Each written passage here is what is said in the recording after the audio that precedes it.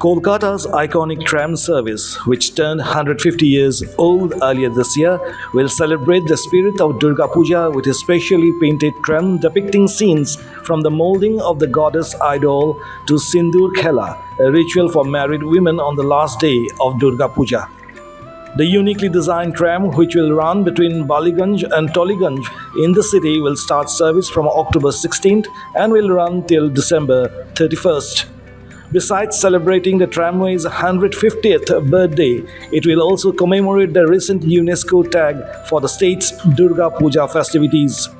The exteriors of the tramcar have hand-painted artworks honoring artisans of Kumortuli, the traditional potter's quarters in North Kolkata, which has evolved into a major hub for making of idols.